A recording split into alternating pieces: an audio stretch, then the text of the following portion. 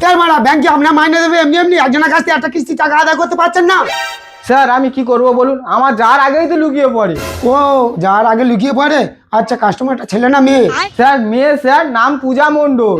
আচ্ছা ঠিক আছে, ঘরটা কোথায় দেখাবেন চলুন, টাকা কি করে আদায় করতে হয় দেখাচ্ছি, আমার সঙ্গে চলে আসুন। স্যার এই বাড়িটা। আচ্ছা ঠিক আছে, তুমি এখানে দাঁড়াও, আমি এক্ষুনি আসছি।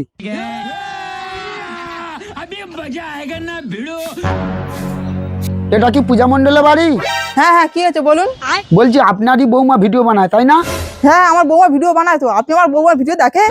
ভিডিও দেখি মানে, আমি তো আপনার বৌমার বিশাল বড় ফ্যান। ও মা, তাই নাকি? আসুন আসুন, বসুন। বলছিলাম আপনার বৌমাকে একটু ডাকুন না, ওনার সঙ্গে একটা সেলফি তুলবো। হ্যাঁ হ্যাঁ, ডাকছি। বৌমা, ও বৌমা, বাইরে এসে দেখো, তোমার সঙ্গে কে ছবি তুলতে এসছে। কি হয়েছে মা, ডাকছো কেন? বৌমা, তোমার সঙ্গে ছবি তুলবে বলে কে এসছে। ও নিন নিন, তাড়াতাড়ি নিন, আমার আবার ভিডিও করতে দেরি হয়ে যাচ্ছে।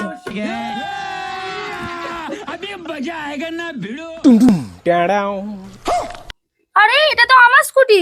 ও এটা আপনার স্কুটি? তাহলে কিস্তি দেওয়ার সময় লুকান কেন? যান তাড়াতাড়ি গিয়ে কিস্তি টাকাটা নিয়ে আসুন।